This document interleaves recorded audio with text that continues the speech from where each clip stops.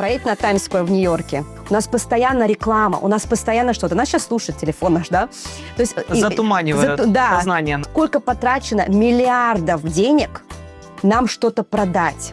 Системе невыгодно, чтобы мы проснулись и поняли свою силу. Потому что когда мы получаем свою силу и знаем, кто мы будем меньше тратить денег на все, что мы думаем, что нам даст счастье. Сколько мы смотрим всего на телефонах, смотрим на телевизор, нам не нужно столько информации. Мы постоянно отвлекаемся, и оно рассчитано. Если мы все время отвлекаемся, мы не можем быть в тишине. Мы не можем быть сами собой. А если мы не в контакте сами с собой, так мы не включимся. И сегодня будет такой своего рода волшебный выпуск, наполненный мощными вибрациями. Сегодня у нас в гостях потрясающая волшебница, духовный наставник Елена Донская. Она сегодня прилетела к нам из Нью-Йорка, друзья. Леночка, я рада приветствовать тебя. Спасибо. Рада, что ты прилетела к нам и озаряешь сегодня наш выпуск своей потрясающей энергией и улыбкой. Спасибо. Очень рада здесь быть. Благодарю за приглашение. Леночка, да. Сегодня мы будем говорить о духовности. Давай немножечко расскажем нашим зрителям, что же такое духовность и кто такой духовный наставник. Хорошо. Духовность, конечно, в себе подразумевает очень много вещей. И я думаю, что многие люди думают, это что-то какое-то абстрактное, где-то такое непонятное.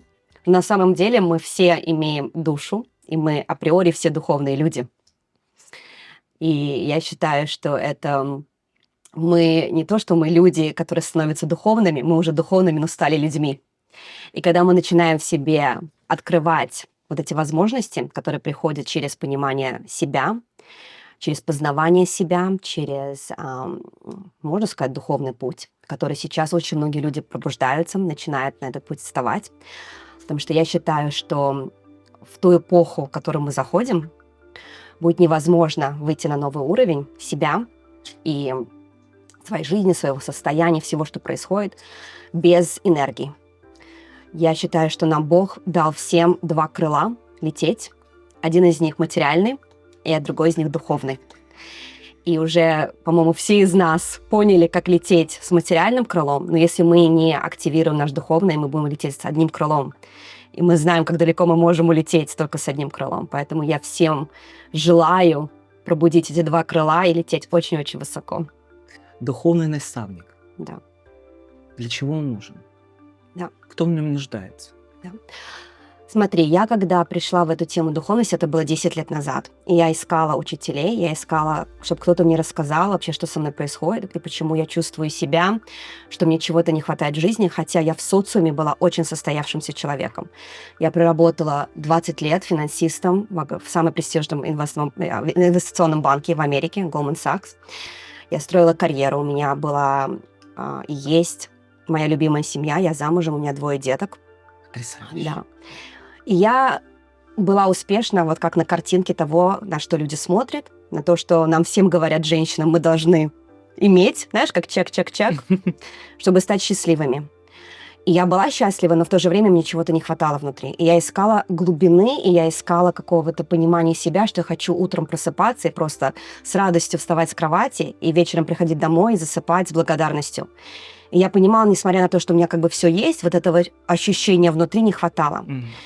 И чем больше я росла в карьере, тем больше я зарабатывала денег, чем больше я создавала вот эту картинку, которая она у всех в Америке, все, по-моему, настроены на то, чтобы создать вот эту картинку. Я хотела иметь глубину за ней. И вот людям, которые просыпаются и понимают, что я хочу больше глубины, что картинка есть, но я хочу понимать, кто я внутри, для чего я здесь, какое мое предназначение, куда я иду, для чего вообще эта жизнь. Да? Вот для таких людей нужен духовный наставник. И очень много, понимаешь, когда начинаешь через это проходить, ты начинаешь искать, и очень мало людей, которые на самом деле понимают суть. И очень много сейчас даже в духовности, как бы для людей, которые начинают этим заниматься, очень много шума. понимаешь? И люди не знают действительно, где правда, где нет. И надо, естественно, чувствовать свое сердце, чувствовать этот зов внутри, понять, это твой человек, с ним ты можешь идти дальше, можете поднять на новый уровень или нет. И поэтому духовный наставник — это именно, я бы даже сказала, не учитель. Учитель — это слишком такое большое слово, мне кажется. Вот это гуру, знаешь, вот, да. Меня иногда так шутя называют, у меня там у одной подружки в телефоне Алена Гуру. Ну, Алена — это мой такой никнейм. Я не люблю себя называть ни гуру, ни учителем, никакими вот этими вещами, но когда ты говоришь наставник, ментор, это более, как-то, знаешь, людям резонирует, они такие, ну, это вроде, это моя, да, это мой человек, это не то, что она на каких-то высотах, я могу с ней идти, потому что она уже прошла этот путь, может быть, она пару шагов до меня, но она понимает вообще, как это пройти, и жить в материальном мире, и в духовном. Моя вот эта фишка, знаешь, совмещать две половинки. Интересно, на самом деле. Я так интересно готовилась к этому интервью.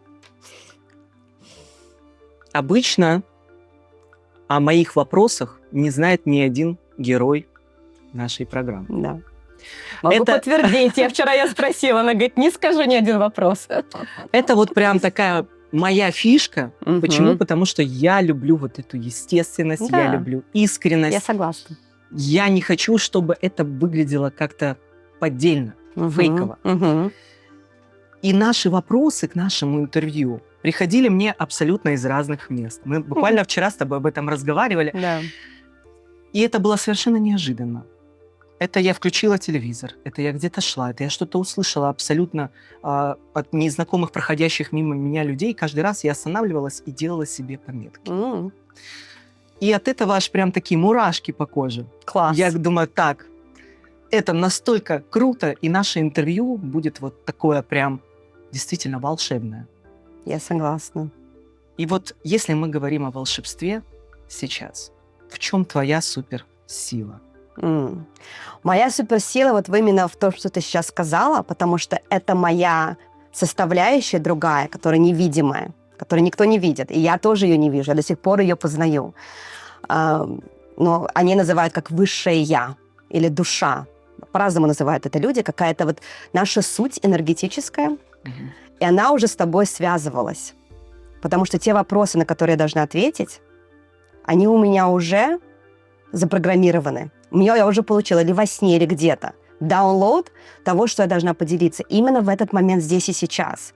Те люди, которые нас будут слушать, они должны услышать эти слова.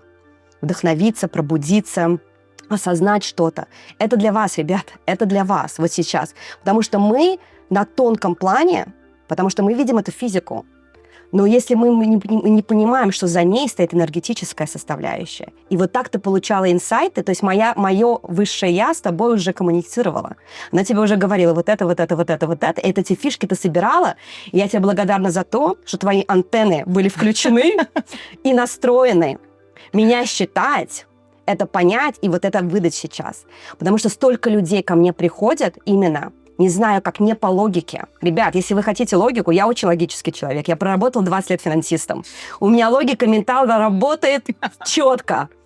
Но и это в этом и есть сила тоже, да? То есть я смогла... Я считаю, что в моей душе предназначение вот именно делиться вот этой мудростью с людьми. Но когда я зашла в это предназначение, когда я зашла в это тело, можно так сказать, я должна была прожить свои опыты. И у меня были опыты очень разные. Я тоже иммигрант, как многие здесь, да, я приехала в Америку, мне было 17 лет. Я прошла путь познавания и училась, у меня есть MBA в финансах и в маркетинге. Я проработала 20 лет на Уолл-стрит. В то же время я всегда была очень креативным человеком. Я люблю, кто будет моим смотреть Инстаграмом, я начала вообще фэшн-блог, мой Инстаграм, потому что я хотела иметь какой-то креативный выход для своего вот, творчества. То есть дети — мое творчество, я считаю, для любой женщины, семья, и какие-то проекты я хотела иметь. Туда вышла. И потом меня завели в духовность. Потому что сказали, окей, не будешь говорить о туфлях, будешь говорить о предназначении на своем Инстаграме, понимаешь? И вот это все я сама от себя иногда офигеваю, насколько интересно у меня складывается вот эта моя личность, знаешь, мой личностный рост. Но он бы не сложился, и мой успех бы не произошел в этой жизни, если бы я не следовала своему сердцу, не следовала своей интуиции, где она меня ведет просто все время. Когда я делаю очень много вещей, которые логически, я даже сама удивляюсь, зачем ты это делаешь. И я все равно туда иду через страх, через сопротивление очень часто. Но я следую за ней, и в этом огромнейшая сила. Идти в неизвестное Очень многие люди боятся идти в неизвестное. Знаешь, вот у меня, вот я приглашаю, я же вещаю очень много на своем Инстаграме, на своих соцсетях вообще вот об этом моем пути. Например, поменять карьеру в 40 лет, понимаешь? Там перейти какие-то вещи такие. То есть люди обычно боятся таких перемен.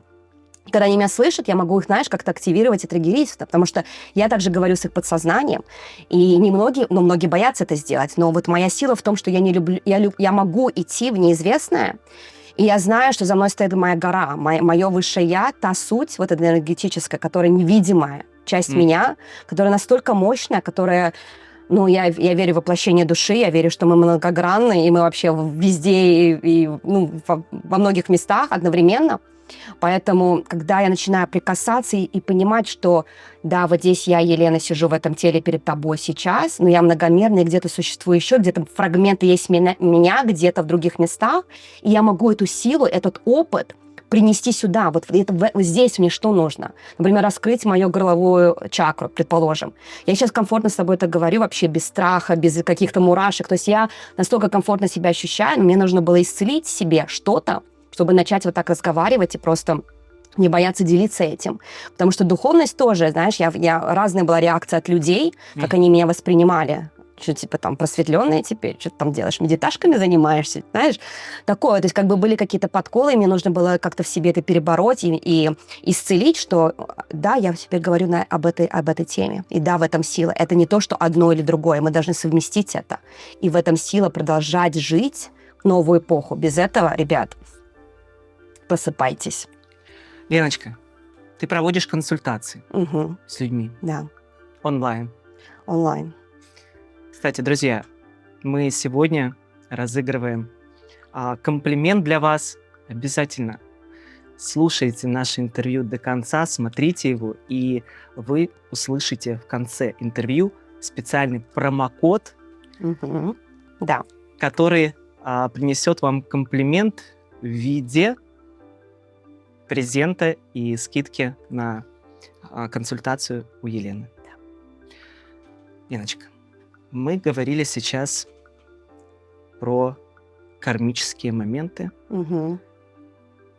Веришь ли ты в карму? Конечно.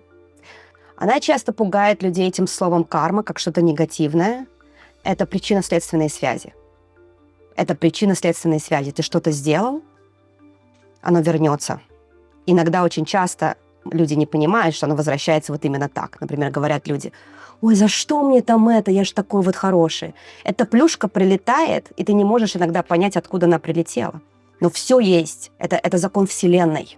Мы все под этим законом ходим. Все. Абсолютно. И не думайте, что карма что-то негативное. Да, как бы люди говорят и боятся этого слова. Оно может быть и позитивным. Я сейчас с тобой здесь сижу, мы делимся нашими знаниями, мы делимся нашей мудростью от сердца, ожидаем, мы намерение какое поставили, да, чтобы оно кому-то как-то помогло в жизни. Мы не знаем как, и мы никогда не узнаем. Я сегодня, проживая себя целостно, проживая в своем свете, я поговорила с тобой, кто-то послушал, потом этот человек наполнился, он пошел и кому-то что-то сказал, просто позитивное. Потом он кого-то обнял, и вот это какими-то невидимыми, вообще невидимыми, мы никогда не узнаем, как оно потом перейдет к другим людям, и нам просто вернется хорошее. Я всегда в это верю, вернется мне и моим детям. Поэтому вот карма тоже позитивная может быть. Есть какие-то кармические законы, вот, в которых ты прям уверена, и которые ты, скажем так, эти законы используешь в своей жизни, применяешь эти законы? Да, безусловно, но вообще обо всем это быть честной с собой, желать хорошее людям.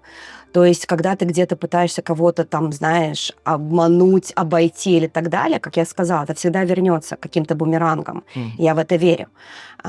Я также верю, что когда мы воплощаемся на этой земле, и мы входим в семью, в род наш определенный, к таким же каким-то родителям, которые я тоже верю, что мы выбираем, мы берем какие-то кармические уроки, задачи, которые мы хотим пройти для себя и, возможно, для нашего рода. То есть я верю в то, что мы несем в себе какие-то кармические задачи также нашего рода. И я очень вижу, я просто очень часто вижу повторяющийся сценарий, когда ко мне приходят женщины, и когда начинаю я распаковывать их, я вижу какие-то, знаешь, паттерны, которые были у ее мамы с папой, у бабушки, или еще что-то. Почему? Почему в каких-то семьях продолжаются одни и те же сценарии? Что, например, мужчина, там, папа оставил маму, или кто-то в семье занимается, там, я не знаю, алкоголизмом или какой-то привязкой. Но какие-то вещи повторяются. Почему? Понимаешь? Это несет след. Это несет след. То есть, когда мы здесь, то, что мы здесь наделали в этой жизни, мы выходим, и мы оставляем вот эту карму, эту энергетическую какую-то составляющую своим предкам. Поэтому я всегда говорю, ребята, все, что вы делаете, работу над собой, это не только для вас, это для ваших детей.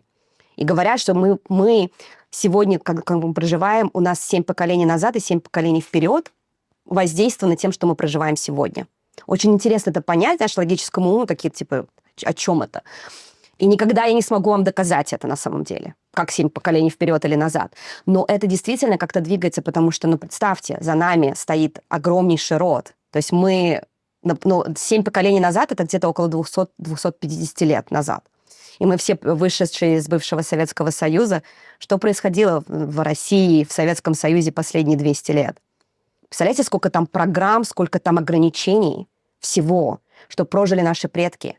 А это передается. То есть мы с тобой получили даже неосознанно мы получили коричневые и зеленые глаза Угу. от наших предков. Но помимо этого мы также получили их какие-то травмы, и какие-то энергетические штучки, понимаешь, которые мы должны в себе... не все этим будут заниматься, но если вы хотите очень глубоко пойти в свое исцеление и хорошо просто взлететь вверх, вам надо эти все оковы снять. Угу. Понимаешь? Снимаем мы оковы с помощью чего? Существуют какие-то практики, которые помогают это сделать? Да. Но практик очень много на самом деле. Самая главная практика – это просто принятие. Это просто когда ты уже знаешь о чем-то, когда ты понимаешь, так, у меня вот такой-то сценарий с моим мужем, и такой же вроде как сценарий был у моей мамы. Ты как бы начинаешь распаковывать, ты начинаешь включаться в это. Да, вроде как такое было. И даже просто осознавая, что, возможно, это повторяется какая-то карма, ты в себе это, окей, я принимаю вот эти темные стороны, или я принимаю вот такое-то случилось в моей семье.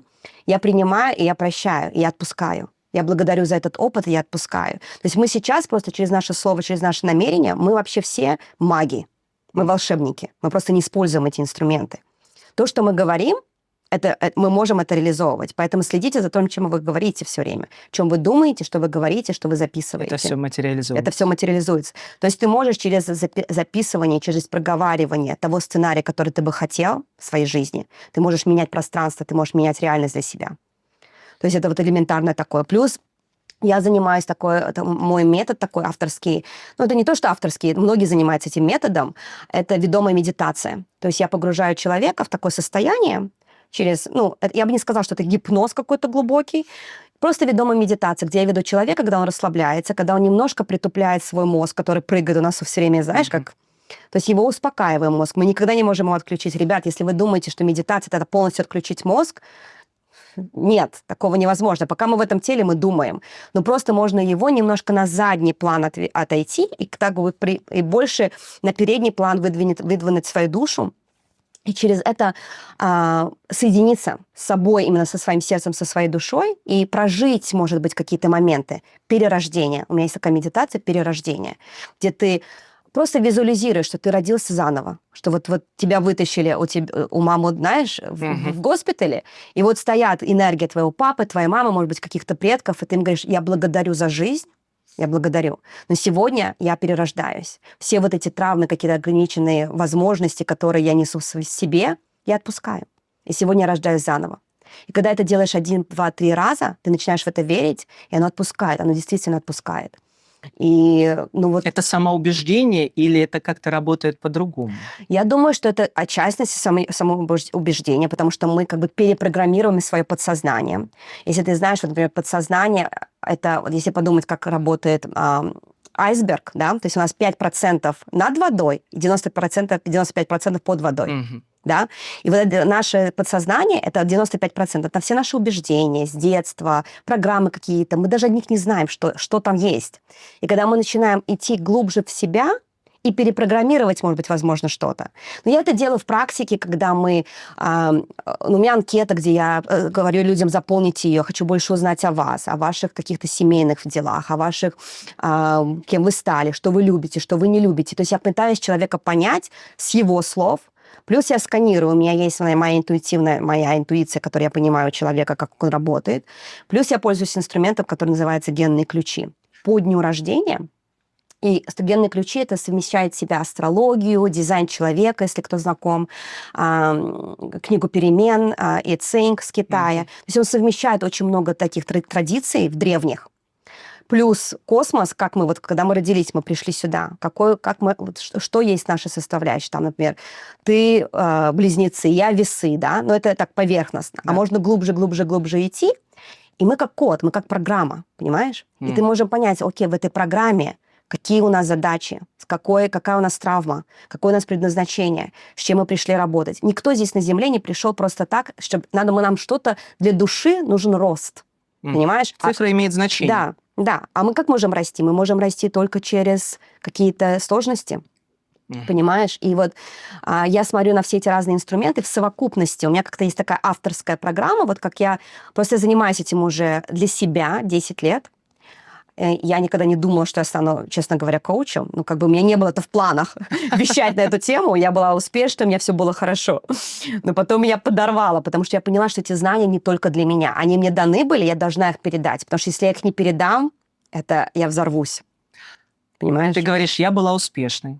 Да. А сейчас? Я сейчас тоже успешна, но я сейчас вдвойне успешная, потому что сейчас у меня есть такое понимание себя, и такая благодарность себе и любовь к себе, которой я не могла к ней прикоснуться тогда. Тогда я достигала, до чего непонятно, да, вот все достигают, все что-то хотят, вот эта вся картинка, понимаешь? Я вот шла, потому что, вот у меня зов какой-то был, но в то же время это было очень много для социума, да, вот мы вот хотим успешную карьеру, мы хотим дом, мы хотим квартиру, машину, отдыхать, куда-то ездить, то есть вот это все было, успех вот этот. Но очень часто я его называю успешный успех. То есть он как бы успех, но хочется еще какой-то глубины. И когда она добавилась в мою жизнь, я вообще как бы считаю, что это вот самое, что я бы пожелала всем другим людям. Понимаешь? Ты живешь в Нью-Йорке. Ты живешь в Нью-Йорке. Да. Сегодня ты находишься в Майами. Угу. Почему Нью-Йорк? И хотела ли бы ты поменять место жительства? Я очень люблю Нью-Йорк. Как я сказала, я приехала давно, в 95-м году. То есть я уже почти 30 лет в Америке, я жила все время в Нью-Йорке. Приехала, потому что там уже была семья, и как-то подтянулись. Мой папа выиграл грин-карту. Это разыгрывалось первый раз в Советском Союзе, разыгрывалась грин-карта. Мы жили возле американского посольства, и он просто мимо проходил и заполнил анкету, и выиграл. Да. Предназначение такое было. 100%. Но я мечтала об Америке давно, с детства. Я вообще все время себя чувствовала, что я не там, где я должна быть, вот с детства. Сейчас я уже понимаю, что я была на земле, а хотелось в звезды, понимаешь? А тогда я не понимала, но я понимала, что эта картинка должна поменяться, где я жила. И вот она поменялась, и мы переехали в Америку, мы переехали сразу в Нью-Йорк. И она как-то засосала, понимаешь? Я пошла учиться на финансиста. Потом я работала на Уолл-стрит. И оно засасывает. Люди, кто знает, кто в кооперативном мире, и знаешь, это как, я называю своего рода золотая клетка или золотые наручники. Потому что ты начинаешь работать, ты строишь карьеру, ты строишь рост. У меня была команда по миру. То есть я была менеджером. И поэтому мы жили в Нью-Йорке. Потом у меня семья, родители, там, тети, брат. Как бы мы все обжились уже, знаешь, потихоньку вокруг друг друга. Я очень люблю Нью-Йорк. Он очень амбициозный. И у него такая мужская энергия, можно сказать. И мне, конечно, нужно еще иметь место, где я могу отдыхать и заряжаться. И для меня это место Мексика. Это моя вторая такая. Почему Мексика?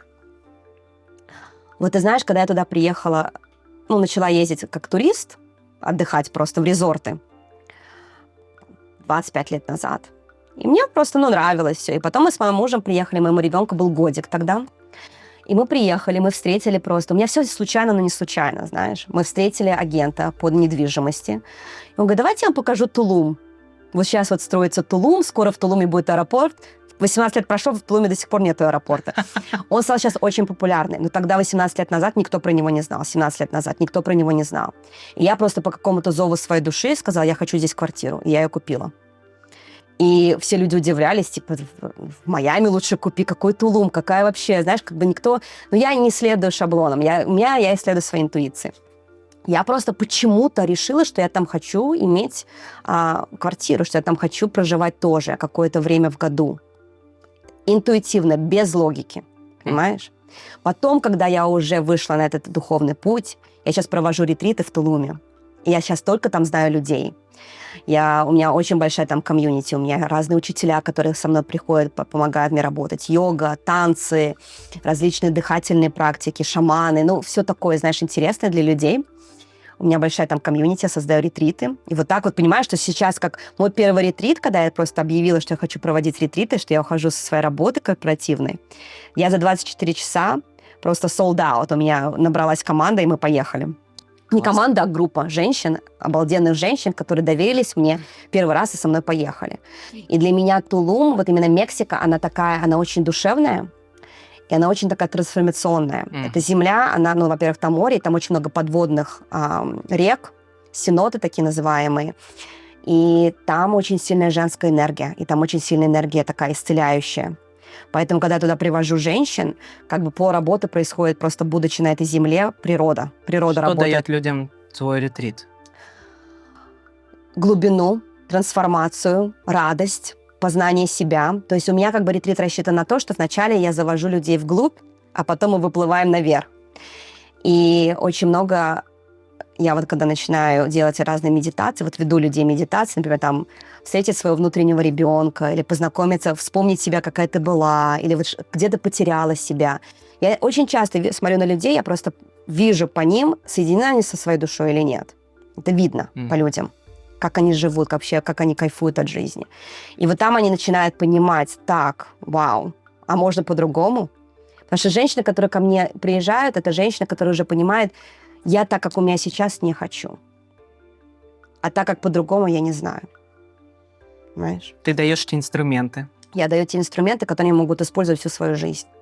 Но вот в этом вместе, во-первых, в моем энергетическом поле, плюс энергия вот этой земли, плюс у меня все ретриты, я их называю, ну, духовные ретриты, но я всегда делаю в каких-то сумасшедших красивых виллах. Я трачу на это много денег, потому что я хочу лакжери совмещать. Потому что наши глаза, на самом деле, отдыхают, когда мы в красоте. Вот для женщины просто быть в красивом состоянии вокруг себя, это уже ты отдыхаешь. Если девушки приезжают, женщины приезжают, они расслабляются. Вот просто первый день приехал, снял себе нью-йоркскую одежду, одел какое-то такое летящееся платье, знаешь, накрасил губы, вышел, ножки в песочек, водичка, и ты уже такой, вау. Неужели я настолько по этому скучала? Неужели? И потом потихонечку начинается трансформация, мягко, потому что за 7 дней только ты можешь какое-то количество делать трансформаций с людьми, и потом такой как бы взлет, знаешь, я просто открываю людям крылья, они начинают лететь. У тебя есть какая-нибудь такая короткая практика, твоя любимая, возможно, которую бы вот мы сейчас могли продемонстрировать нашему зрителю? Утро – самое мощное время для любых практик. До того, как проснулась матрица, когда все начинают просыпаться и начинает вот эта коммуникация очень сильно происходить между всеми нами, Wi-Fi и так далее. Если вы можете просыпаться раньше, чем другие люди, и вот это состояние перед сном, знаешь, такое пограничное как бы состояние, когда ты только проснулся, но ты еще не в здравом уме таком, по-английски называется hypnagogic state, он такой как гипноза немножко состояние. Вот в этом состоянии очень важно включать какую-то медитацию. У меня есть утренняя медитация, я могу ее поделиться вообще со всей аудиторией бесплатно, как подарок тоже. Когда ты вставляешь в ушки себе, знаешь, iPhone, свой телефон, наушники, и ты слушаешь, это как бы ты программируешь свой мозг на день, как ты его проживешь. В ресурсе, в состоянии счастья, в радости, в благодарности, вот в этом всем. И ты просыпаешься, и ты уже знаешь, ты уже встаешь такой вау. И ты потом подходишь к зеркалу, и ты говоришь себе, я тебя люблю. Ты не понимаешь, как... Я просто была в шоке, насколько люди, женщины, не могут себе в зеркало сказать «я тебя люблю» себе. Понимаешь? Они сразу видят свои недостатки, они сразу видят какие-то изъяны. И они просыпаются утром, они включают сразу Инстаграм и начинают скроллить и сравнивать себя с другими, и ты уже априори проиграл. Потому что люди на Инстаграме только делятся своими highlights, самое лучшее, что у них происходит. И мы все время сравниваем себя с другими людьми, мы все время себя чувствуем, что мы недостаточно хороши. То есть если вы утро начали с Инстаграма, то есть это как бы недалеко уйдет человек в жизни. Я сразу говорю. Утро начинается с программированием своего мозга на позитив, на трансформацию, на вот именно намерение такое проживать в счастье, в состоянии радости. И это состояние считывают все, понимаешь? Это пространство. Это считывает состояние женщины, это вообще она делает погоду в семье. Как ее муж, как ее дети, как все. И потом она уходит в мир, она выходит, она одевается красиво, она выходит в свет, у нее уже другое состояние, у нее уже другая энергетика. И мы все, нам не нужно быть какими-то экстрасенсами. Мы все друг друга считываем подсознательно, все. Понимаешь? Успех. Угу. От чего он зависит? Вот мы сейчас говорим о любви к себе. Да. Это основополагающее успеха человека? Интересный вопрос. Понимаешь, любовь к себе – это тоже такое очень-очень глубокое понятие. И сейчас, модно про него говорить, да, любовь к себе, и часто это, а что такое любовь к себе? Уверенность в себе, любовь в себе, как она проявляется, самооценка. То есть это очень важно, потому что любовь к себе, на самом деле, это понимание своей ценности. Я вот ценен, несмотря на что есть у меня снаружи. Вот я вот, например, один дома, никто на меня не смотрит. Как я себя веду сам с собой? Понимаешь? То есть вот это залог. То есть можно достигнуть какого-то успеха, можно, не зная свою глубину, возможно. Это было, мне кажется, это было вот в эпохе старой, с которой мы выходим. На самом деле мы выходим, и сейчас в огромных переменах происходит сейчас вообще с Землей, с сознанием человечества. Поэтому я думаю, что идти дальше без вот этой полагающей. И любовь к себе, на самом деле, это прежде всего ответить на вопрос, а кто этот я, которого должна полюбить? Кто? То есть ты, который ты себя знаешь, вот, например, там я Елена, я жена, я мать, я коуч, я женщина, я дочь, я сестра, да, вот эти все мои аспекты. Это все я, а кто еще я? Кого я должна любить? Себя как маму, себя как жену, себя как женщину, себя как кто? Если я пойму, что я это все, но еще есть кто-то друг, вот это вот, как я называю, энергетическое, моя высшая я, моя душа, вот когда вы вот это полюбите и познаете, вот это настоящая любовь к себе. Потому что любовь к себе пойти сделать ногти, там, волосы, нарастить ресницы, я это тоже люблю все делать. За собой следить, за своим физическим телом, красиво одеться, выпендриться иногда, пойти. Это все классно. Но это не любовь к себе. Это просто забота о себе. А любовь именно полагается, когда ты входишь вот в эту глубину познавания себя. И мне кажется, этот успех будет намного легче, намного такой взлетней как-то, когда ты вот это знаешь, вот эту часть себя. Темные и белые стороны. Угу. Как их уравновесить в себе? Принять темные. Мы очень любим все быть белыми и пушистыми и показаться. Вообще в Америке это очень... То есть мы все хотим казаться кем-то быть. И, конечно, надо принять и темные свои стороны. И не всегда это легко, потому что мы хотим их, наоборот, спрятать, даже от самих себя, не говоря уже о других людях, показать, знаешь. Их надо принять, их надо прожить, и они никуда не уйдут, они должны быть. Но просто, может быть, процентная составляющая твоих темных и светлых, она должна как-то уравновеситься. Это не 50-50. Но когда мы принимаем свои темные стороны и идем вот в эту глубину, что такое темная сторона? Например, я там хочу быть там, я злюсь, например. Женщины не должны злиться, женщины должны там быть хорошенькими или еще что-то. Но вот сейчас я злюсь, сейчас я, кидаю тарелками, еще что-то. Вот я сейчас злюсь, например. Это, конечно, лучше делать в экологическом режиме, когда ты действительно не с семьей, не с детьми злишься, а ты такой, окей. Я, например, у меня есть какая-то агрессия подавленная. Я хочу ее выражать. Я должна ее проработать. Ты ее хорошо можешь проработать в тренажерном зале. Бить грушу, например. Ты проработал эту агрессию, и ты принял, да, вот сейчас, я злюсь. Вот сейчас я такая, вот это моя темная сторона. И женщины, на самом деле, боятся эту сторону, потому что она пугает общество. Она пугает. А когда ты принимаешь ее и делаешь ее, именно проявляешь ее экологично для себя, вот просто ты ее проработал, ты потом такой, знаешь, тебя отпустила как будто бы. Ты такой, вау, а мне легко теперь.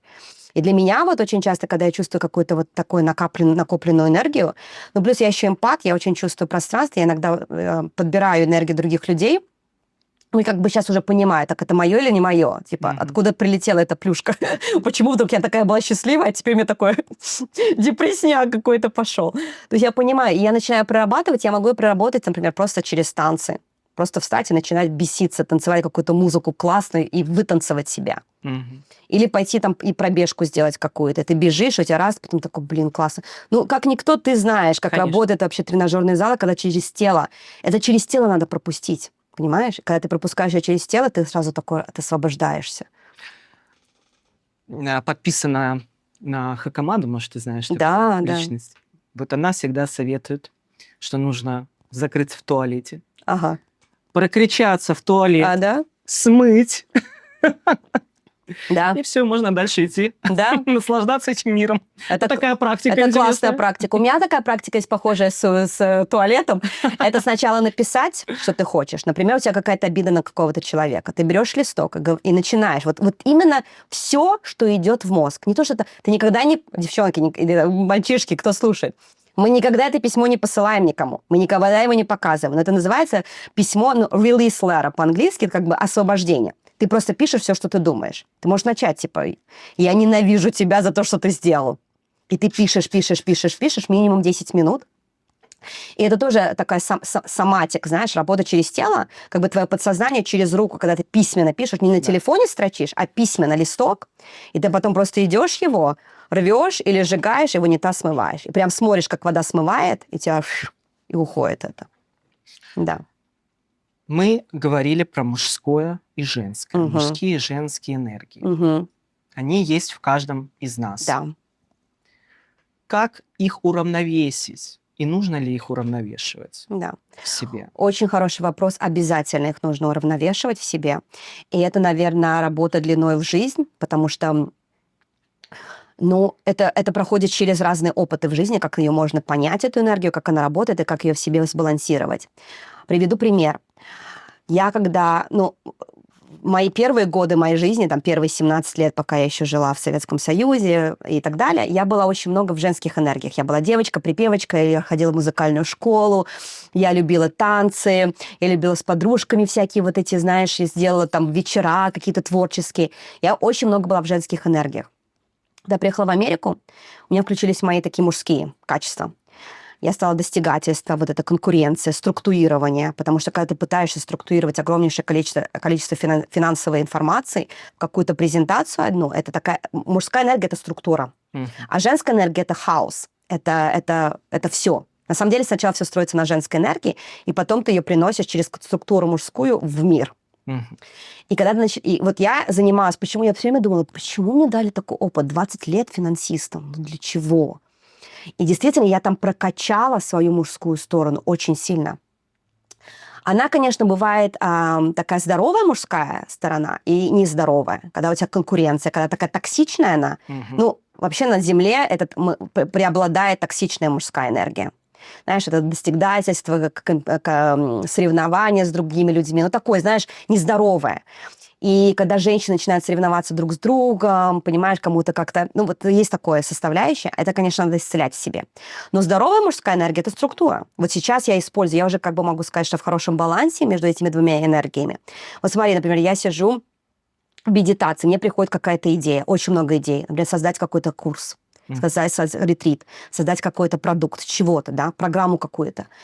Очень много информации, она просто, знаешь, приходит, и как ее передать, как ее передать понятным языком для людей, как ее поменять, какие мне нужно там, я не знаю, модуль сделать в моей программе, как записать какое-то видео на 5 минут, как что-то сделать. Это уже структура, это уже мужская энергия включается, такая, окей, мы сейчас проснулись, мы сейчас помедитируем, потом мы сделаем это, потом мы сделаем это. Это уже мужская моя часть. Потому что моя женская часть бы хотела просто танцевать на пляже и медитировать, понимаешь, бесконечно. То есть женская энергия, она более такая, ну, это хаос своего рода, а мужская – это структура. И когда мы начинаем балансировать их внутри себя, ну, это хорошая, получается, такая фишка, понимаешь, когда мы можем это сделать. Иногда это тоже проходит через союз партнеров. То есть больше, например, у женщины женской энергии, там, например, 60-40, а у мужчины 60-40 больше мужской. И вот такой союз, он очень крепкий может быть, потому что вместе, в команде мы друг друга как бы помогаем и друг друга дополняем. Да. Медитация. Угу. Возможно ли только с помощью медитации Угу. достигать каких-либо целей? Сейчас люди в силу того, что ищут какое-то волшебство, Угу. вот они думают, так, все, я сейчас помедитировала, и все пришло. Так ли это? Либо нужно затрачивать какой-либо физический ресурс, все-таки, Да. не только медитационный, Да. для того, чтобы достигнуть цели. Я считаю, что нужно и то, и то. Потому что мы все-таки в физическом теле, мы все-таки физические существа, и просто медитировать, это, ну, я не думаю, что далеко можно уйти на этом. Именно нужна какая-то структура, нужны какие-то практики, пропускать это через тело. Опять-таки, что такое медитация, да, то есть, ну, многие по-разному могут ее определить.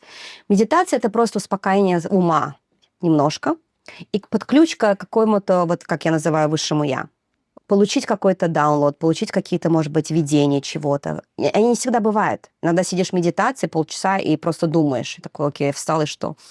Я поэтому очень люблю медитации, которые или со звуком, знаешь, звуковые медитации. Очень много сейчас, ну, вот, звуковых инструментов. Чаши, гонги, да.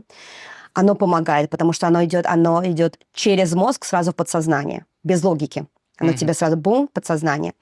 Я очень люблю такие. То есть для тех людей, кому тяжело медитировать, я очень рекомендую. Или ведомые. Для меня вот скучно медитировать, например. Да.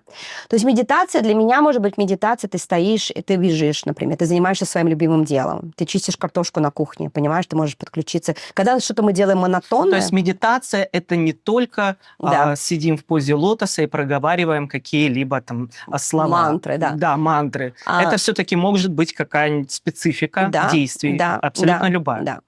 И потом, понимаешь, какой-то момент для меня сейчас медитация – это жизнь. Я могу в машине ехать, включить какую-то музыку, я чувствую, что в такой как бы... И не то, что медитация, я улетела, мне все-таки надо машину рулить, знаешь, но я в состоянии таком сознания, что я подключена к инсайтам каким-то, у меня есть какое-то вдохновение. Вот на дороге, например, я чувствую, что что-то я получаю какую-то информацию. Или, например, в душе, когда мы стоим. Вот для меня медитация стоит под душем, например, когда на голову льется вода. Во-первых, я очищаюсь, а во-вторых, мне все время что-то какие-то... Ну, сколько людей говорят, что приходили идеи, когда в ванной был, да, в душе. Действительно. Тоже медитация. Часто, когда я готовлю что-то, не так, что я много готовлю, но когда я готовлю, например, вот опять-таки, что-то ты делаешь монотонно, чистишь картошку, жаришь картошку мужа, ты в каком-то состоянии таки, знаешь, какая вкусная картошка жареная получается, когда ты в этом состоянии для своего любимого человека. С медитацией становится жизнь, понимаешь? Мы можем говорить о том, что медитация все-таки это какое-либо получение какого-либо инсайта для того, чтобы действовать. Да. 100%. То есть ты получил инсайт, и твоя теперь задача, что ты с этим инсайтом будешь делать? Потому что очень много людей получают инсайт, они вот здесь же, вот сверху, окей, а дальше что? То есть если ты их потом не манифестируешь в реальность, в материю, это просто, знаешь, идея, она останется идеей. И очень важно манифестировать это в реальность. Я поэтому говорю, что когда я пошла на этот путь, я никогда не думала, что я буду делиться на эту тему или кому-то рассказывать про это. Но я не могла держать это в себе больше. Мне нужно было отдать через посты, например, которые я делаю, через свои видео, через разговоры, которые мы имеем. То есть ты получаешь информацию, но она для чего-то. Она для кого-то, и не только для тебя. Синдром отложенной жизни. Ох. Как с ним бороться? Мы ведь часто так оставляем все на завтра, но не сейчас. Да. Мы живем не сегодняшним днем, а теша себя какими-то мечтами о завтрашнем дне. Да, очень хороший вопрос, потому что я все время задумываюсь над тем, как я могу других людей пробудить и именно проснуться, и именно что-то сделать, поменять что-то. Не у всех это получается, потому что, знаешь, это зона комфорта, с которой мы не хотим выходить, и все время думаем, а завтра, а послезавтра, оно не наступает. То есть пока мы не решим, что мы, все, я меняю, вот как я сказала, больше не могу, как сейчас, не хочу, как сейчас.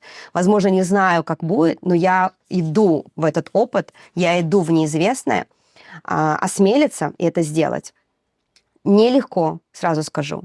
Но когда есть вокруг люди, знаешь, я все время я верю в наше окружение, насколько они влияют на нас.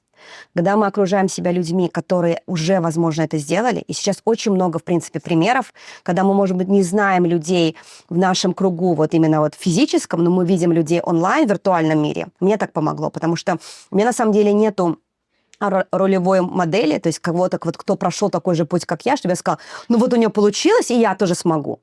Не было таких людей, которые ушли 20 лет, проработали, например, там на Уолл-стрит, и теперь финансистами, а теперь стали духовными наставниками. У меня не было такого примера. Но я внутри ощущала, что это возможно. И когда у меня были учителя духовные, которые, возможно, даже видели мое предназначение до того, как я сама могла его увидеть, потому что у них уже был открыт этот дар, а у меня еще не было. Я окружала себя людьми, которые мне могли помочь подсветить какие-то вещи для меня, что я смогла этот шаг сделать, понимаешь? Плюс, естественно, у меня моя такая подушка – это мой муж, знаешь, защита, который мне сказал, ты сможешь, у тебя получится, иди, я тебя поддерживаю в этом, потому что это очень важно. Когда человек один идет в рост и в трансформацию очень сильно, в семье что происходит, понимаешь, тебя поддерживает человек или нет? Потому что если вы оба вот в этом синдроме отложенной жизни, это сложно. Это фаталити для семьи. Да, это фаталити. В общем, ты согласна с тем выражением «здесь и сейчас». Угу.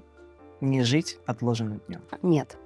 Сегодня ты в роли проводника. Представляешь, сколько людей тебя смотрят, и ты прямо как проводник за ручку их ведешь к каким-либо действиям, которым они, возможно, боялись идти в своей жизни. Просто вот произнеся какие-то слова. Да. Благодарю Вселенную за то, что подарила мне эту возможность, этот дар делиться. И продолжать это твоя этот суперсила. Путь, да, продолжать этот путь для себя, познавая себя, потому что на самом деле все, что я говорю, ребят, это не с книг и не со слов других. Все это, знаешь, прожито мною, и только поэтому вы можете прочувствовать, что я говорю именно из опыта. Я просто настолько наслаждаюсь этой жизнью. Вот я считаю, что главное предназначение, на самом деле, это делать то, что ты любишь. Наслаждаться жизнью. Его не надо далеко искать. Вот просто не надо. Нам не нужно менять жизни людей. Может быть, у меня сейчас такая возможность это сделать. Вы меняете жизнь, когда вы живете в радости. Если сегодня это радость танцевать на пляже и быть в своей радости, вы уже меняете мир. Когда 95% людей живет в страхе, в обидах, в разочаровании, в отложенной жизни, а вы живете, наслаждаетесь собой, вы меняете пространство вокруг себя. Вы сидите в кафе, пьете свой кофе с кайфом, и вы меняете в радиусе, не знаю сколько миль, пространство, потому что вы довольны жизнью. И вот отсюда у меня вытекает мой следующий вопрос. Давай. Зачастую женщины и мужчины бывает так, что не находят свои половины. Угу. И говорят о том, что ко мне притягивается вот что-то не то. С одним побыла не то, с другим побыла не то. Почему это не то притягивается к тому человеку, который вот хочет чего-то другого? Он притягивается к тому же не то. Потому что подобное притягивает подобное. Просто мы не всегда хотим посмотреть, а что же в нам не то. Потому что нам только продают вот эту картинку. Понимаешь, сейчас бьюти-индустрия, особенно в русской комьюнити, она просто самая, по-моему, такая взлетящая. Потому что мы только в эту картинку, и мы хотим казаться, кто мы такие. А мужчины нас считывают. Они тоже нас считывают на подсознательном уровне. И мужчина, на самом деле, влюбляется. Ребята, отложите конфеты. Сейчас будет инсайт. Мужчина влюбляется не в женщину, он влюбляется в свое состояние рядом с этой женщиной. Согласен. Понимаешь? А если женщина ему фонит обидами на мужчин, Никто не хочет спать с врагом. Понимаешь? Так, я хочу богатого, Да. чтобы был щедрый, добрый, целовал мне ручки, ножки. Где его взять? Да. А ты для себя такая?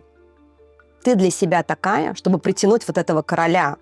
Ты королева, ты в своей королевской энергии, чтобы притянуть такого короля к себе? Или ты только притворяешься, что ты королева? Мы просто фоним обидами на мужчин. И эти обиды, к сожалению, или к радости, мы уже знаем, они начинаются закладываться от папы. Мгм. Состояние, как ваш папа любил вашу маму в момент зачатия. Как ваш папа любил вашу маму, когда вы родились. Как ваш папа, не вас даже, как ваш папа любил вашу маму первые 5-7 лет вашей жизни. Любящая ли была мама, которая вас растила? Очень много семей, которые скажут нет. Это на самом деле большая даже проблема для наших славянских женщин. Оттуда, откуда мы вышли. И вот история, судьба стран. Да, я согласен. Понимаешь? Судьба вот откуда мы. Мы очень сильные, но мы очень слабые. Мы сильные не там. Это должна быть мягкая сила. Мягкая сила, королевская сила, состояние. И вот это мужчины считывают, и с такими женщинами они хотят быть. Потому что мужчины ищут не любовь, мужчины ищут уважение. И вот это состояние с этой женщиной. Вот это они хотят. Да. Ведь так много, не знаю, слышала ты в своем, скажем так, окружении, возможно, Мгм. в детстве слушала наше постсоветское пространство. Возможно, и сейчас это продолжается в каких-то семьях, Мгм. когда мужчина говорил: молчи, женщина, Да, твое слово не имеет значения. да, То есть уже в тот момент да. губилась вот эта женская энергия. Конечно. Конечно.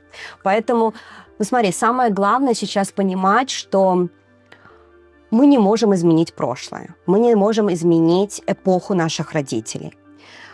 Мы жили тогда, наши родители, у них не было инструментов, у них не было информации. И сознание человечества те 30, 40, 50 лет назад было намного ниже, чем оно сейчас. Во всех странах. Просто на Земле. Сейчас мы просыпаемся, мы сейчас в информационном веке. Очень много информации, очень много инструментов. Мы начинаем понимать о себе то, что мы никогда не поняли, не узнали с детства. То, что я сейчас учу женщин, нас должны были обучать в школе. Понимаешь? Нас должны были... Это инициации, через которые мы вообще не смогли пройти. Мы не знали, как через них проходить, через эти инициации. И мы сейчас, на самом деле, женщины, как взрослые, мы маленькие поломанные девочки внутри. С обидами на пап, с обидами, там, я не знаю, на кого. Понимаешь? И когда мы понимаем, что да, вот у моих родителей так было, и я, возможно, в себе несу эту программу. Вот у меня есть медитация, я недавно как раз у меня клиентка, она говорит: ты не понимаешь, когда прослушала твою медитацию, я потом вырубилась на 10 минут, и мне приснился сон. Ко мне во сне пришла моя бабушка. Я прям сейчас, я не буду делиться, кто это, но поделюсь этим инсайтом. У нее тоже сейчас проблема с мужем, и она пытается понять, она хочет тоже в этом быть состоянии, сильным мужчиной, проживать счастливую жизнь, да? И что мне мешает? Как это копнуть, как это узнать? Я делаю такую медитацию, именно когда ты представляешь своего мужчину, и ты представляешь его, а потом за ним его маленьким мальчиком и его родителей. И вроде он тебя как-то там, я не знаю, обманул, предал или еще что-то произошло, но он тоже этот маленький ребенок, воспитанный вот этими своими учителями, которые для нас учителя первые – это наши родители. Можем ли мы посмотреть его как маленького ребенка ему в глаза? И что посмотреть, что он тоже с какими-то травмами пришел ко мне, и мы друг друга притянули. Мы все это подобие. У нас работают у всех нейроны, зеркальные нейроны их называют. Мы притягиваем именно таких людей, которые нам должны что-то показать. И когда мы начинаем, если кто-то прослушает мою медитацию, предположим, и поймет, что если он уже пришел к такому состоянию, что моя медитация к ним попадет в руки, значит, они уже готовы к трансформации, да? И когда мы понимаем, что любой опыт нам пришел для чего-то, и если он пришел для того, что мы пробудились, мы с такой благодарностью отпускаем этого человека, предположим, прощаем наших родителей за незнание, потому что наши мамы и папы были воспитаны такими же людьми, которые тоже были в травмах. А если ты начнешь, например, наши бабушки и дедушки, это советское время, да? У меня, например, все мои 4 прабабушки остались одни. Потеряли концлагерь, война, болезнь, все потеряли мужей. То есть им нужно было быть и мужчиной, и женщиной. И вот этот архетип «я сама», он очень выражен в русских женщинах, очень. Я сама. Потому что у меня не было вот этого отцовской этой поддержки, я могу все сама. И мы это транслируем в жизнь, понимаешь? То есть есть, конечно, категория противоположная, это такие инфантильные бабочки, девочки, но их мало среди русских женщин. Мне кажется, больше русских женщин это таких, вот знаешь, баба с яйцами. И когда ты, можешь все сама, а для чего тебе этот король, который богатый, красивый, успешный, он такой, а что я могу этой женщине еще дать? То есть женщине нужно проработать свою энергию, проработать свое состояние, да, зайти, возможно, в детские родовые программы, что-то там проработать, исцелить. Невозможно это сделать самой, сразу говорю. Здесь нужен наставник. Здесь нужен или наставник работать в личностном состоянии, или через какие-то курсы можно это пройти. То есть ищите своих людей. Ищите, вот кто может вам помочь в этом. Это, возможно, не я, это, возможно, какие-то другие люди. Может быть, я сейчас просто вам дала инсайт, и вы сейчас откроете свой Инстаграм, и какого-то увидите коуча, и тоже подумаете, вау, может быть, это, а может быть, это я. Я не верю в конкуренцию. Мои люди придут ко мне. Я не верю, я свободно всегда делюсь со всеми, понимаешь? То есть идите в эту работу, не бойтесь идти в эту трансформацию, потому что вы там откроете такой ресурс, вот в этой тени, вот в этой боли, просто запечатанный сидит, и вы его открываете, просто это разрыв какой-то, понимаешь? И тогда вы будете, другое состояние у вас, и вы его в мир внесете, понимаешь, как радио, это радиостанция такая. И тогда начнут другие мужчины притягиваться, абсолютно другие мужчины. В общем, друзья, вам обязательно нужен наставник, когда вы заблудились в собственной темноте. Да. Я бы сказала это так. Да, надо записать этот сайт. Леночка, денежная энергия. Угу. Связана ли она с сексуальной энергией человека? Ну что такое денежная? Все есть энергия. Понимаешь? И это и творческая энергия. Смотри, мы все женщины, мы сотворцы с Богом. Представляешь? Мы сотворцы, мы приносим сюда детей. Женское предназначение – это творить. Не вытворять. Хотя можно и так иногда. Чуть-чуть повытворять, а потом творить. Вот. Когда вы закончили повытворять, теперь давайте серьезно. Творим. Что же мы творим? Вот, например, я сотворила 2 детей. Это мой такой самый вообще, знаешь, красивейшие души вошли в красивейшиеся тела. И просто изумительные 2. Мы просто создали с мужем красивейших людей. Это мое самое важное в жизни творение. Я больше не хочу детей, но я хочу продолжать творить. Теперь мой продукт, мое вот это поприще, мой бизнес, те продукты, те программы, которые я сотворяю, любой даже пост. Вот мы сейчас сидим и в творчестве с тобой. Понимаешь? У нас сейчас закручивается энергия между нами. Просто, я бы сказала. Энергетически. Пристегнулись простынями, взлетаем. Да, понимаешь? То есть мы творим сейчас с тобой, и это не может не притянуть деньги. Изобилие. Давай так. Изобилие. Потому что мы получаем различным способом. Различным. По-разному, да, то есть она может прийти в деньгах именно как деньги на банковском счете, а может прийти через какие-то различные вещи. Например, меня подруга пригласила остановиться, пока я в Майами, у себя в квартире. Это изобилие. Я получила от Вселенной через нее такой подарок. Понимаешь? Я могла заплатить эти деньги сейчас в гостинице отдать, или я как-то кому-то хорошо сделала, или я сказала Вселенной, я приду на подкаст, на интервью, и поделюсь своей мудростью. И мне раз, подружка там сказала, можешь остановиться у меня. Предположим, изобилие как работает, да? Может быть, кто-то вам сделал какой-то подарок. Может быть, где-то вы как-то чем-то с вами поделились и так далее. Это тоже денежная энергия. Она не всегда идет в купюрах. Когда мы начинаем понимать, что такое богатство, вот для меня богатство – это не только деньги в банке. Богатство также – это время.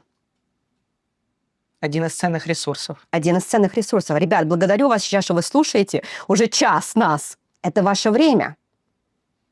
Это лучше, что вы слушаете сам у нас, чем занимаетесь непонятными вытворениями какими-нибудь. Понимаешь, что сейчас время, окружение, наша семья, наши друзья – это тоже богатство. Понимаешь?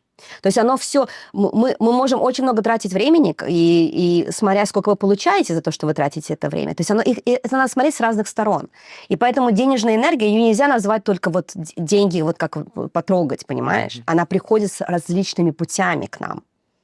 Через какие-то фишки вообще очень интересные. Я сейчас смотрю, как пространство работает, насколько мне отвечает Вселенная в благодарность за то, что я делаю. Это изумительно. Просто наблюдать. Чем дальше я иду, я просто... Я не хочу говорить, я уже ничему не удивляюсь. На самом деле я всему продолжаю удивляться, как ребенок. Это энергия радости и удивления. А что, так можно было? Понимаешь? Чем больше отдаешь, тем больше получаешь. 100%. Поэтому я в это настолько верю. Вот тебе это карма, да? Но это с хорошей стороны. Чем больше даешь, тем больше получаешь. Да. Потому что вот этот, знаешь, эффект бабочки. Здесь я крылышками с тобой махнула, кто-то послушал, зарядился, кто-то передал, сказал, так, вам надо к ней идти 100%, или кто-то сейчас решил со мной работать, поехать со мной на ретрит в апреле, предположим. Кто-то просто получил информацию, мы посадили зернышко.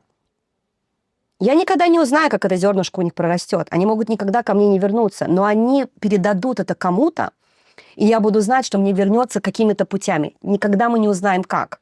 Понимаешь? Я верю, как Вселенная работает просто волшебно со всеми нами. Поэтому следите за своими действиями, следите за своими состояниями, следите за своими словами. Потому что это все, оно не уходит никуда. Энергия не умирает, она только трансформируется. Только. Какая Елена Донская в кругу своей семьи?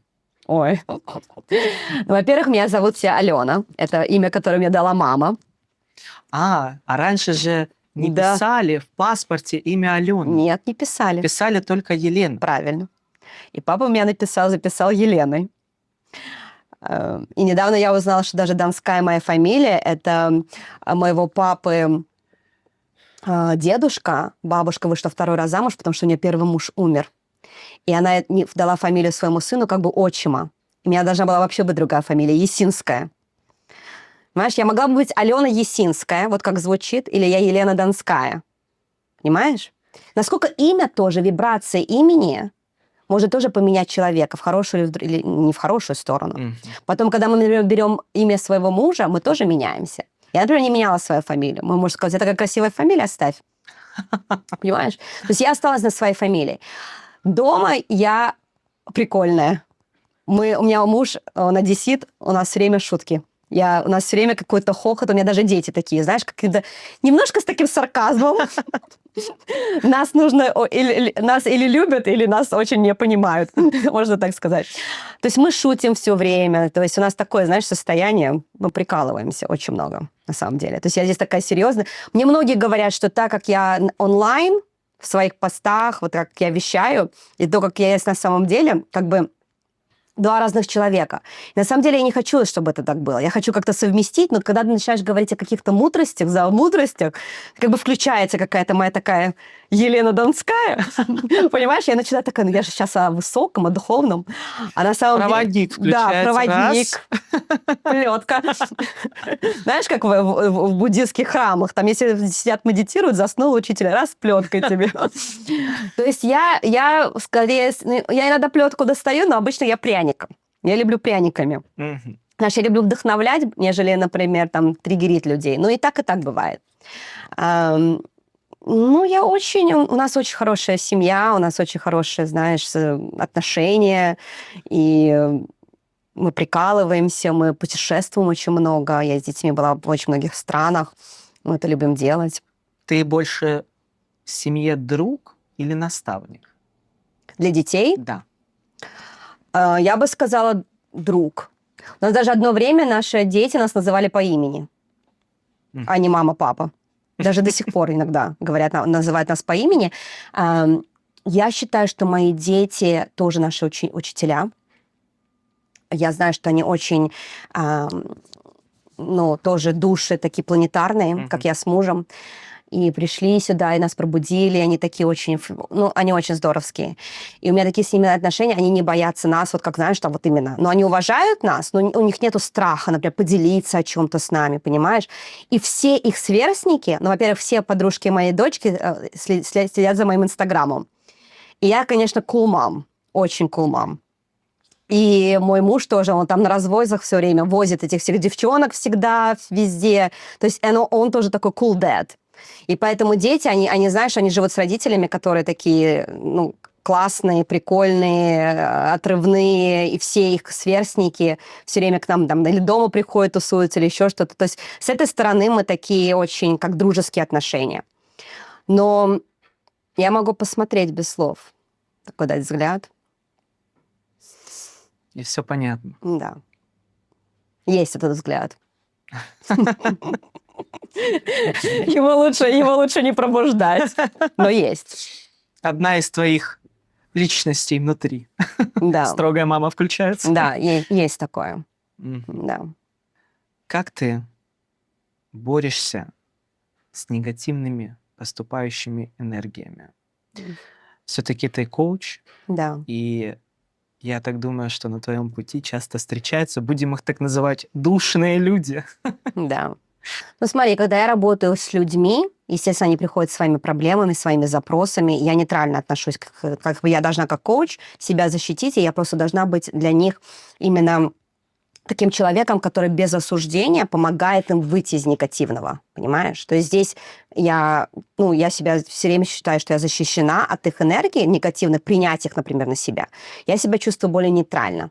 И поэтому я могу их провести, я могу с ними разговаривать и так далее. То есть когда они ко мне приходят, я готова к тому, что я должна распаковать какие-то травмы, какие-то проблемы, какое-то вот это все. Я не боюсь это делать. Когда мы касаемся негативных людей вот на улице или кто-то, кто не пришел со мной работать, а просто такие, знаешь, как люди, по-разному, знаешь, иногда ты, как бы обходишь стороной такого рода негатив. Вот я, например, я уже 10 лет не смотрю телевизор. Я просто его не включаю. Я даже не знаю, как его включать. Мой муж недавно поменял свой телевизор, я даже не знаю, где тут пульт. Я не включаю телевизор, я не смотрю. Потому что даже от негативных энергий, я бы не сказала, что в моем кругу негативные есть люди, от которых мне нужно защищаться, но негатив есть везде.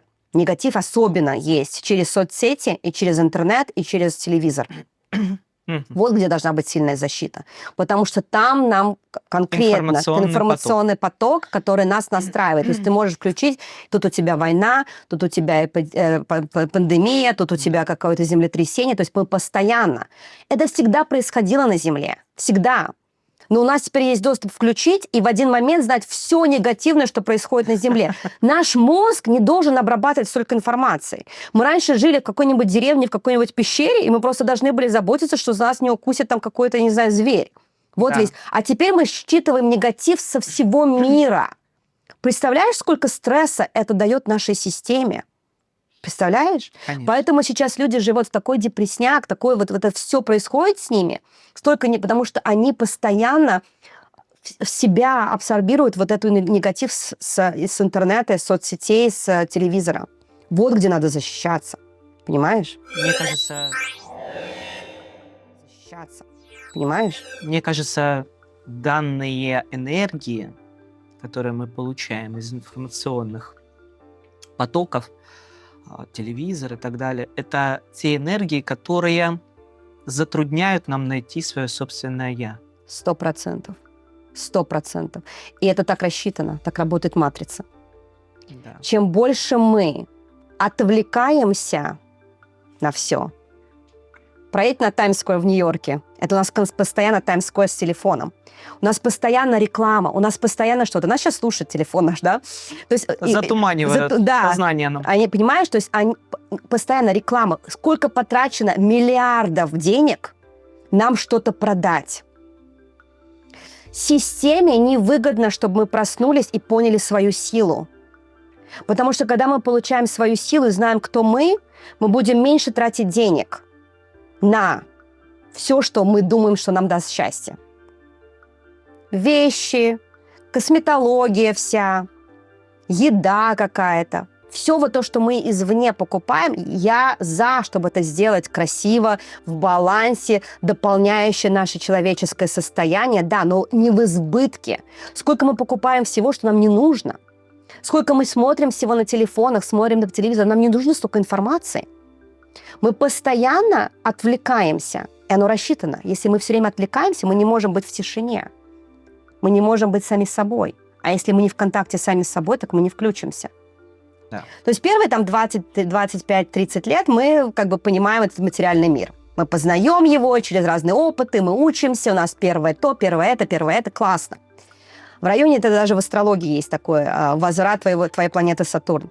29-30 лет приблизительно начинаются эти первые такие... Сколько людей я знаю, которые... Вот моя вообще клиентура, это вот женщины от 30, потому что это первый выстрел, можно так сказать, от 30 до 45.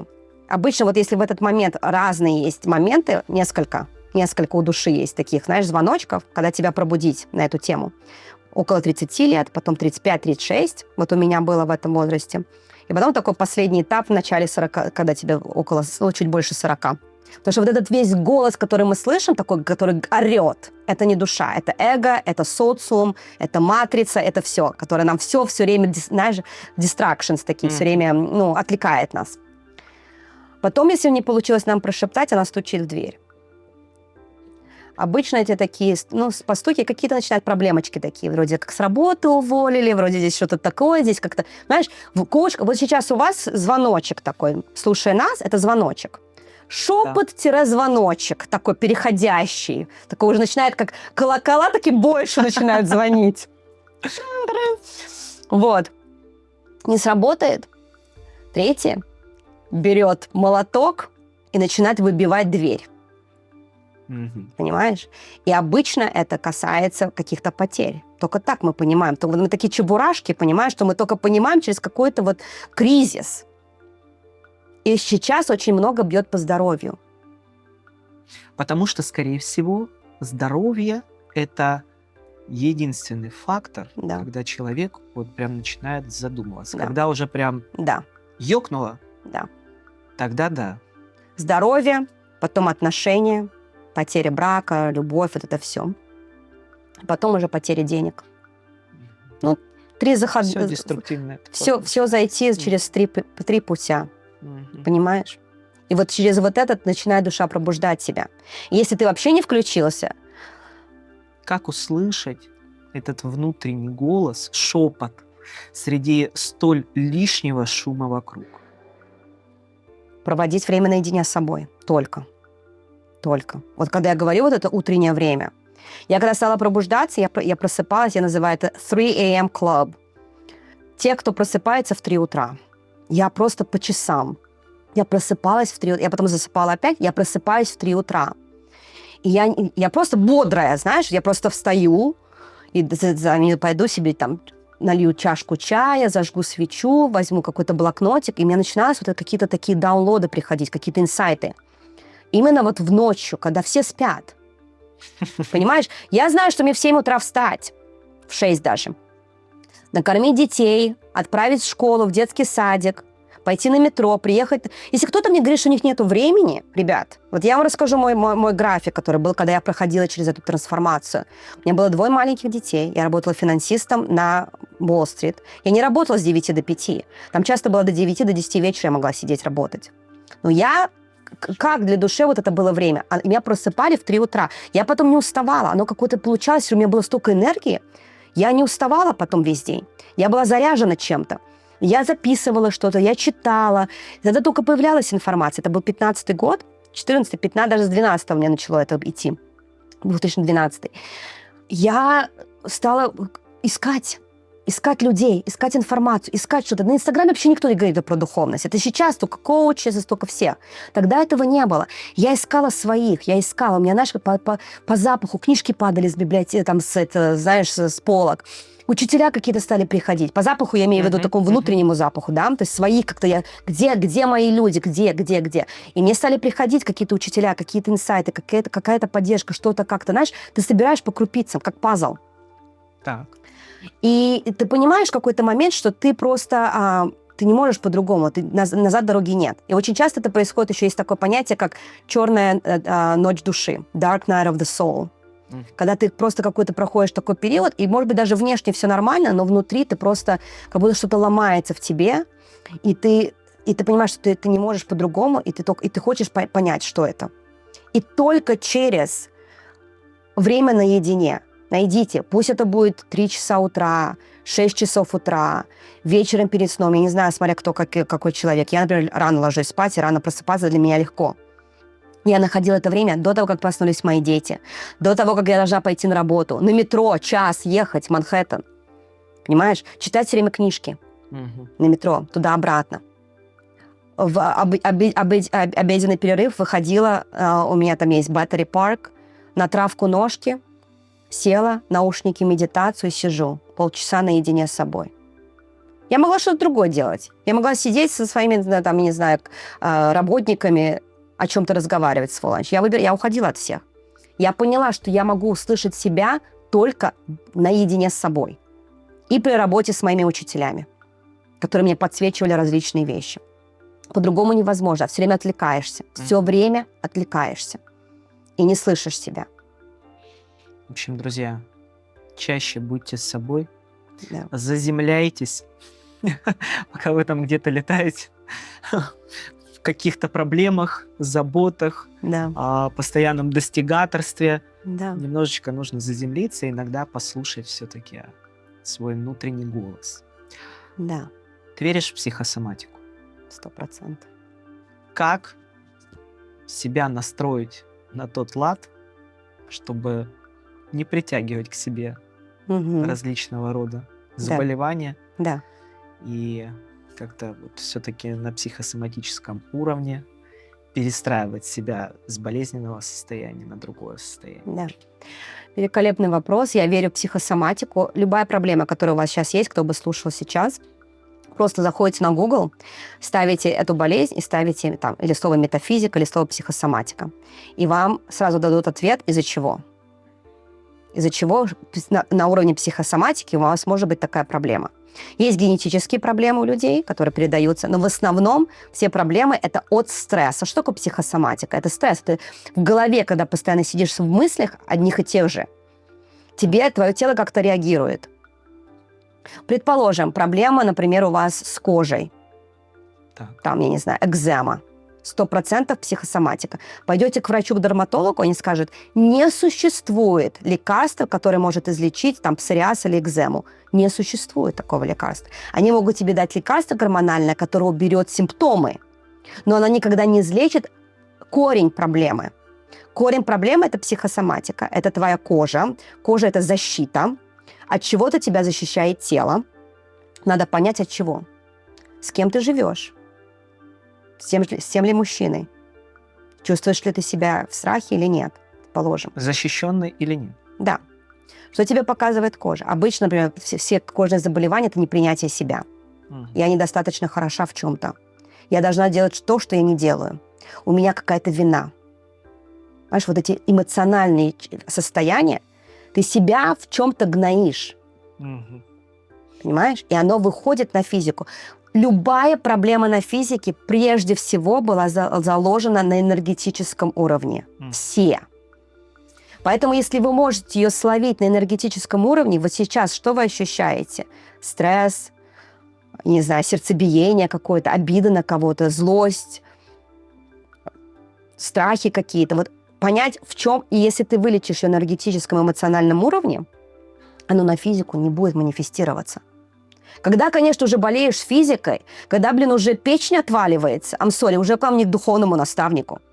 Понимаешь? Извините меня, простите. Конечно, можете пойти к духовному наставнику где-то, но вам он же не вылечит цирроз печени, предположим. Экзема еще может помочь как-то, но какие-то болезни уже, это уже не в народную медицину, не к духовному наставнику. Все-таки стоит обратиться к врачу. Да, все-таки стоит обратиться к врачу. Поэтому, а если когда ты что-то ощущаешь на энергетическом, эмоциональном уровне, вот там надо прорабатывать. И, конечно же, все идет от стресса. Помнишь, как я сказала, что наша матрица работает настолько с нашими всеми отвлекающими составляющими, что мы были бы всегда в стрессе. Мы в стрессе постоянно. Просто кто-то может больше абстрагироваться, а кто-то меньше. И вот здесь подключаются не просто медиташки, а помощь самому себе, излечить себя от стресса. Понять, что, окей, я проживаю 24 часа в сутки, я должен хотя бы час что-то делать с собой на энергетическом, эмоциональном уровне. 20 минут медитация, 20 минут погулял, побегал, побил гирю, сделал, знаешь, что-то в джиме, ну, в тренажерном зале. 20 минут сидишь и записываешь свои цели. Каждый вечер записал, какой у тебя инсайт, какое у тебя достижение, за что ты благодарен. Побыл с собой 20 минут, записала вот это все. И ты потихоньку начинаешь себя перестраивать. Духовность – это не волшебная таблетка. Ребят, если вы хотите, думаете, что вот сейчас вот я тут вас просветлю, и вы просто залетели в космос, никто с унитаза в космос не взлетает. Сначала надо проработать все вот эти, знаешь, понимаешь? Зажигание включается не так. Понимаешь? То есть надо сначала проработать вот это все, а потом залетать. Сначала все-таки сходить, облегчить свою жизнь, а потом можно взлетать. То есть оставить в унитазе все негативное, Спасибо, все что перевела. проблемы, перевожу, да, проработанные, а потом можно на взлет. И потом мы летим, понимаешь, птицами. И смотрим все с высокого полета. Ребята, знаете, какой вид сверху? Сверху очень красивый вид. Когда у тебя два крыла, и материальный, и духовный, ты высоко летишь. И без этих двух крыль дальше, вот в новую эпоху, в которую мы заходим, это только ползать. А те, кому суждено летать, не должен ползать. Понимаешь? Не должен. Он должен летать. Меня как-то спросили такой интересный вопрос. Что ты почувствовала, когда вот добилась своей цели? У меня была цель, допустим, да, переехать там в Соединенные Штаты. Я сделала спортивную карьеру специально, выступала постоянно на шоу, чтобы получить свой статус экстраординарного человека. То есть это все были этапы для цели. Да.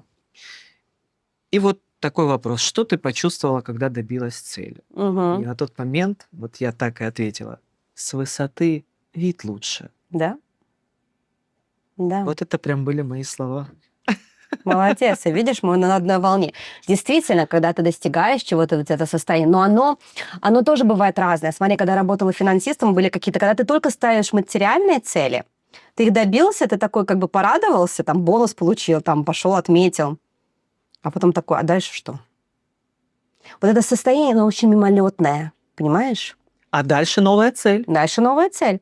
Дальше новая цель, но ты не можешь постоянно только в целях. То есть когда у тебя должно тоже быть, знаешь, удовольствие.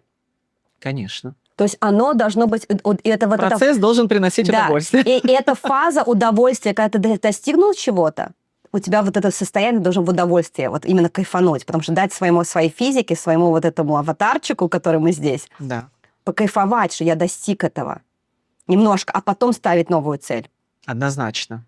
Понимаешь, вот я так думаю. У тебя другой путь именно. Однозначно. А у тебя именно я такой, согласна с этим. Да. Мы проходим какой-то трансформационный путь, даже после того, когда мы добились какой-либо цели, успеха, нужно все равно трансформироваться дальше. Да. И определенно, что любые последующие действия, которые мы совершаем, они должны приносить наслаждение. Да. Если для нас это приносит какие-то деструктивные энергии, то, скорее всего, и цель не будет достигнута, поставленная, и вообще мы будем задаваться вопросом, а для чего все это? Да. Скорее всего, так. Да. Это был потрясающий разговор. И мы обещали промокод. Озвучить промокод для наших слушателей. Да. Смотрите, ребята, у меня есть личные консультации. Я использую, как я сказала, инструмент, называется «Генные ключи». В совокупности у меня также есть сертификат духовной психологии. То есть у меня много инструментов, которые я познала за все эти годы самообучения, самопознания.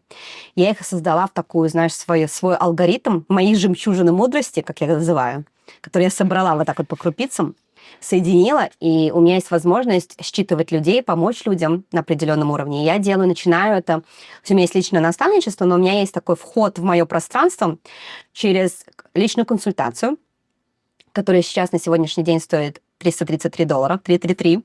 Люблю эти числа. Я все время вижу на часах, знаешь. 11:11, кстати, вот 11:11 тоже такой, если вы видите на часах часто это номер, это тоже, знаешь, как-то пробуждает вас, ваше высшее «я». Я хочу сделать дискаунт, скидку твоим зрителям. 33%. 30%. То есть такой промокод Да. будет 33%. Давай. Или 33%? Да, 33. 33%. Прекрасно. Так что, друзья, мы обязательно оставим ссылку для связи с Еленой. Да. Обращайтесь к ней за этим, в общем-то, за этой консультацией, с этим промокодом. Да. И познавайте себя, открывайте свое высшее «Я». М.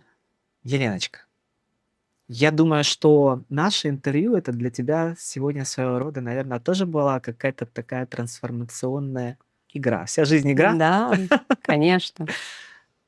Твои ощущения вот вообще после сегодняшнего интервью? Вот прям, знаешь, мне захотелось так Мгм. под кожу немножко. Что тебе сегодня это дало? Ну, вообще, ты знаешь, каждый раз, когда я делюсь своими знаниями, своими энергиями, я расширяю себя. И для меня это просто тоже подарок, который ты сделала, пригласив меня сюда, потому что это действительно меня расширяет. Чем больше я отдаю, тем больше я могу принять. Поэтому это, безусловно, для меня тоже новый уровень, новый выход в что-то, в новое. Я очень открыта к коллаборациям, я очень открыта к людям. И я очень надеюсь, что какие-то люди услышат меня через этот эфир, через это интервью и притянутся ко мне. Именно я стану их наставником, я стану их учителем, может быть, на следующий год. Я очень верю, что мы все соединены на тонком плане какими-то невидимыми нитями, которые проходят через всех нас. И я надеюсь, что эти невидимые нити как-то сейчас распространились через виртуальный мир, и они соединят именно тех людей, кто должен прийти, услышать это. Я очень в это верю. Я благодарю тебя за все инсайты, которые ты словила, за все эти вопросы, как ты провела меня здесь и раскрыла. Это тоже огромнейший талант. Уметь раскрыть других людей, их силу, показать их вне женской конкуренции, да, именно как душа в душу. Да. Я тебя за это очень сильно благодарю. Спасибо Я большое. думаю, что у нас еще будет очень много сотворчества. Я тоже так думаю. Да, я Это уверена. классно, когда вот чувствуешь такой в унисон. Да. Пожелай что-нибудь нашим слушателям, М. вот такое прям от души, изнутри. Да. Пусть они, услышав Да. твои вот эти слова, это для них будет как проводником в их Мгм. трансформационный мир. Да. Ребят, наполняйте себя любовью, наполняйте себя радостью. Жизнь так прекрасна, так удивительна, когда мы начинаем задумываться, познавать себя, идти в глубину. Там столько всего уникального, там столько всего красивого и вкусного, которое вы можете узнать, познать в себе, которое уже есть в вас. Просто надо открыть вот этот, знаешь, эту шкатулку, вот этих всех изумрудов, бриллиантов, которые мы есть, и познать какие-то свои другие грани. Мы на самом деле, наша душа — это кристалл своего рода. Да. И вот мы только, может быть, знаем какую-то одну грань. А представляешь, мы начинаем узнавать другие, как он начинает светить. Поэтому узнайте про свой кристалл, откройте свои крылья, летите высоко, и я увижу вас наверху. Мы встретимся там. Потрясающе. Ну и, конечно же, давай пригласим всех желающих к тебе на ретриты. Да, да. По-моему, это замечательное, полезное времяпровождение, где люди смогут ощутить Да, свое внутреннее «я», да. наполниться энергией. Где проходят ретриты твои? Следующий мой ретрит будет проходить в Тулуме в апреле месяце. На берегу моря, в шикарной вилле. Все продумано до мелочей. У меня осталось несколько мест. И на этом ретрите вы действительно можете узнать себя, познать себя, исцелиться на эмоциональном уровне, просто кайфануть в кругу сильных женщин. Вот именно вот эта королевская энергия женская, которую я хочу передать другим женщинам, себе пробудить, она у нас у всех есть, девчонки. Она всех она есть. Мы просто ее забыли, мы куда-то ее запаковали с помощью всего, что происходит вокруг нас. Надо проснуться, ее пробудить. И тогда мы будем проживать этот мир абсолютно в другом состоянии. И на это состояние придут другие. Сначала состояние, потом все остальное. Поэтому меняйте свое состояние со мной. Потрясающе. На этой замечательной ноте я благодарю тебя, Леночка, за твое вот это сегодняшнее состояние, за твое такое благостное видение всего мира. Да, Я желаю тебе процветания спасибо. и желаю только светлых, красивых, падающих на тебя лепестков роз. Благодарю, я чувствую. Да. И я тебе тоже желаю процветания, успеха, любви, чтобы твой уникальный свет, уникальная вибрация твоей души через твой голос затрагивала чем больше людей вокруг, по всему миру. Спасибо огромное. Благодарю. С любовью. С любовью.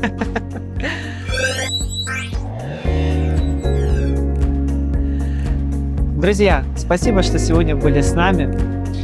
Это потрясающий выпуск с душой, искренний. Я думаю, что вы сегодня прочувствовали все наши эти внутренние положительные вибрации, которые мы дарили вам, мы дарили их друг другу. Дарите любовь, дарите свет, и пусть все в вашей жизни будет прекрасно, но... А сегодня были с вами мы, в общем-то, Елена Донская и я, Кристина Самофал. Будьте с нами на связи и ждите